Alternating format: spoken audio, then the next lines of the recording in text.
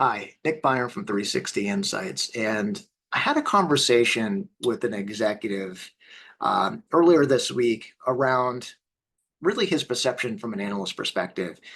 He was an executive of one of the bigger HR and payroll organizations that are in the space that we cover. And he really had a perception that analyst firms were majority pay for play. And as we started to dive into his perception and kind of peel back the layers of the onion, come to find out that perception was really based upon his interactions with Forrester and Gartner. And then that perception basically went into how he thought about other research firms. He kind of had this overarching thought that at the end of the day, we were all kind of pay for play. And the reality is we're not. And Forrester and Gartner, at the top level, I would say they're not as well. And we had a great conversation. I spent some time and really kind of shared with him how research firms are different in their own different ways. And then also kind of even educated him on influencers because they're a new entrance into the market. And quite honestly, a lot of the influencers in, for example, the HR space are quasi analysts. We're not talking about influencers that just like to take pictures of themselves. I mean, these are well educated people that know the space very well. Thought it might be actually a good video to share with others because I think that his perception actually is the perception of a lot of vendors out there that work with research firms, primarily that have history with Forrester and Gartner, because they are very much a different animal, a different beast than a lot of other research firms out there. So this might be a little bit of a long-winded video, but I'm going to try to do my best to explain the differences. And I do want to start with how Forrester and Gartner are different. So Forrester and Gartner, they have their quadrant and waves. There are other research firms out there that also have vendor selection type of quadrants and grids and whatever you might have it. And they play a very critical role with the end user community out there. A lot of end users, for better or for worse, they use these quadrants and grids and waves and whatever else it might be out there to understand who are the vendors that they should be interacting with when looking to select a new solution provider. For example, I've heard many conversations about how the Gartner quadrant is actually how organizations will even just figure out who do they pick for an RFP. And what I find is at the surface, and when you interact with Forrester and Gartner to be part of the quadrant and wave, excuse me, you don't need to pay any money. You just need to be a relevant vendor that they know of that spends some time with them. It is not pay for play to be included in the quadrant or wave. But here's the catch, and here's where I believe it's more gray area. If a vendor wants to improve their positioning in a quadrant and wave or anything else, the answer is you need to spend more time with the analyst. And here lies kind of that gray area. If you want to spend more time with the analyst, at the end of the day, you have to be a client. You have to spend money as an advisory client and other services so that they can get to know you and your organization.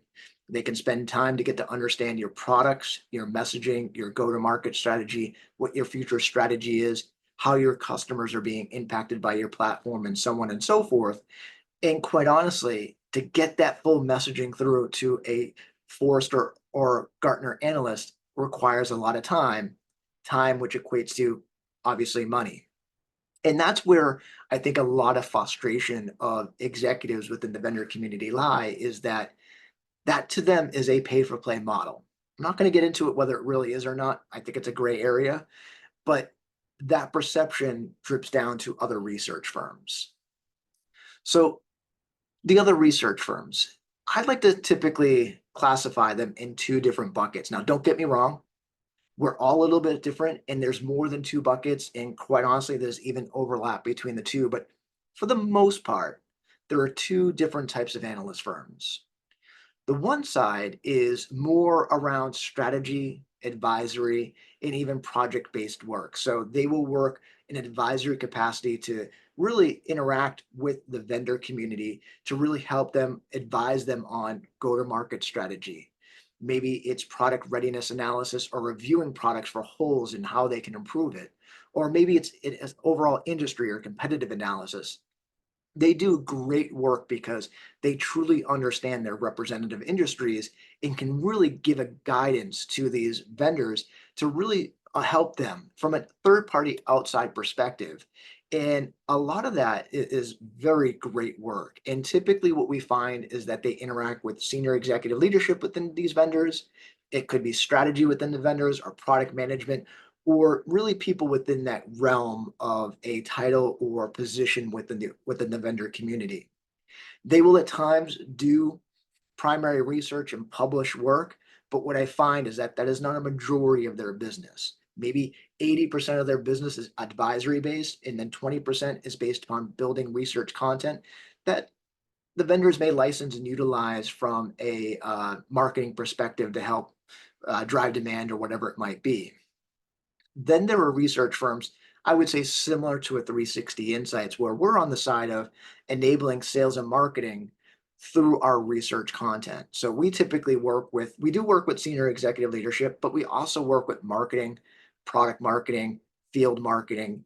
And what I say is that from a research standpoint, we're typically enabling the sales and marketing funnel. So if anyone knows what the sales and marketing funnel is, it starts with overall general awareness. And our thought leadership that other research firms publish is really at that top level, really enabling and educating the market on challenges of the industry, how organizations are overcoming those challenges in different aspects like that. So, for example, we have an initiative right now looking at how software and technology is impacting the employee experience. And we're looking at that from multiple angles.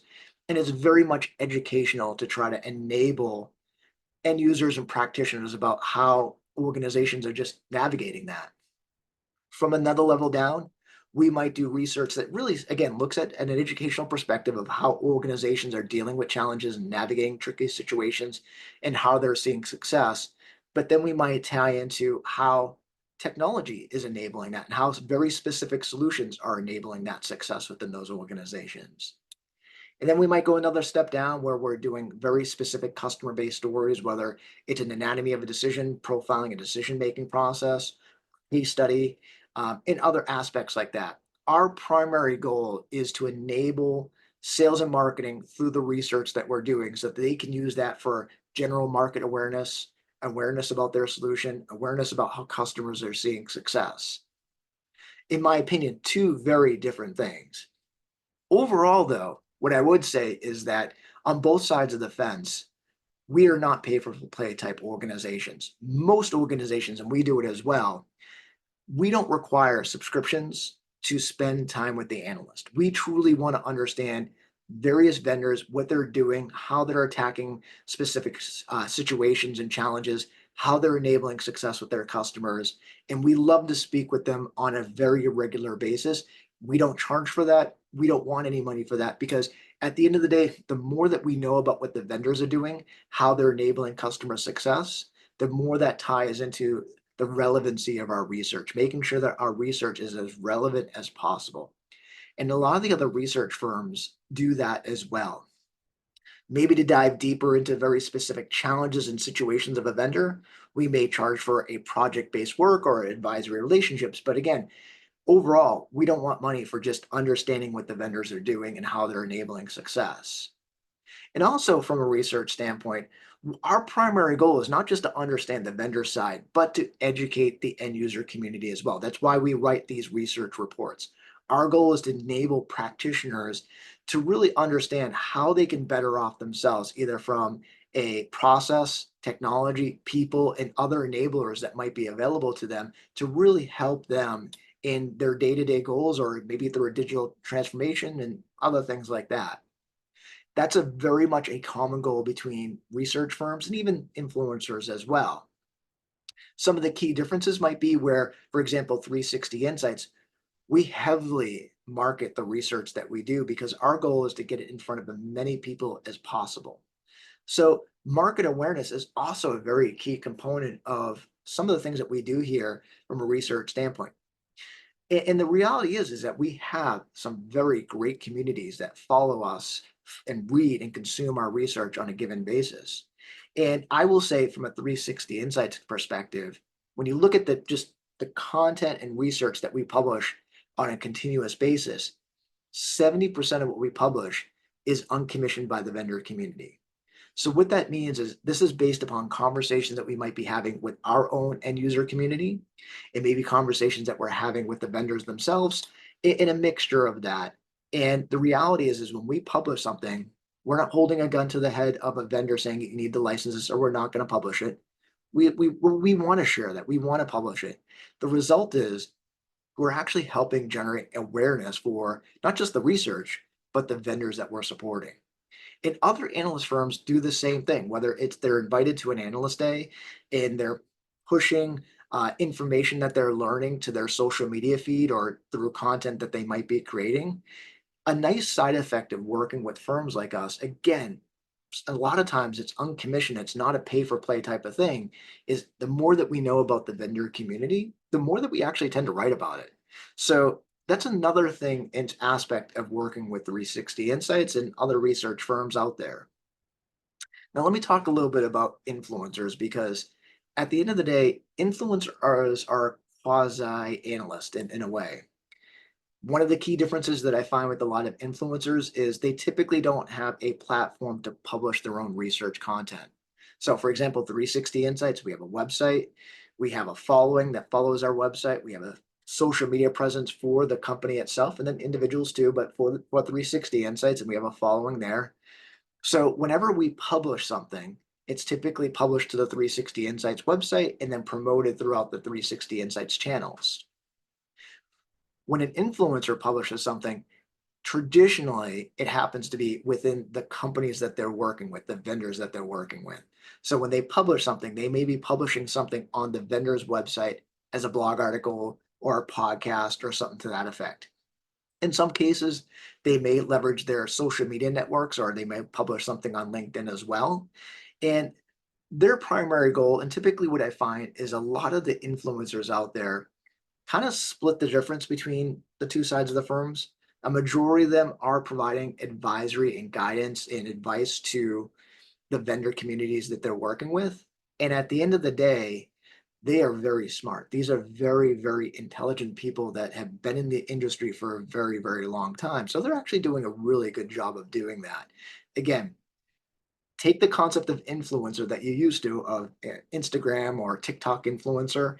This is not just TikTok or social media influencer. These are typically people that have come out of the industry, whether they're longtime practitioners, longtime people with the vendor community, or maybe they're a mix of both. And they have very great knowledge in their very specific domain expertise. And they're also typically very good authors and writers, and they will typically write really great content. One of the challenges that I find about the influencers from a writing perspective is typically they're very linear because they're one man bands or one man shops. They typically will work at one project at any given time. Sometimes they might be able to multitask a little bit, but it's a little different than, say, a 360 Insights or even a lot of the other research firms where they have teams of people supporting the analyst. For example, each of my analysts has a team of associates that are supporting them to really enable us to do more work at any given time. So what I typically find is that with influencers, they end up working with a very small selective amount of clients because that's about the most amount of work that they can take. And also, if they end up traveling a lot, that travel will take away from their time in terms of the way that they actually may be able to dedicate to the additional clients and additional work. So in the end, when it comes down to it, are research firms pay for play? And even influencers, I would say absolutely not. For the majority of us, we want to simply know what's going on in the space, how are vendors approaching challenges that organizations are having today, what's on their roadmap for those challenges, how are they enabling customer success. And a lot of us will just have these briefings at no cost and continuously love to get fed that information. The byproduct is typically a lot of us will publish and share information that we glean from those discussions without any financial obligations at all. We will, however, engage and work with clients to really help them, whether it's enhance their go to market and their strategy and their positioning in the market through advisory work, or help enable them and help enable the messaging that they're trying to get to their prospects and clients through research content. Influencers work in a very similar way. I would say the challenge with them is that they're very um, hindered by typically being a one man or one woman shop. And that is one challenge that they typically deal with. But these are very smart and intelligent individuals.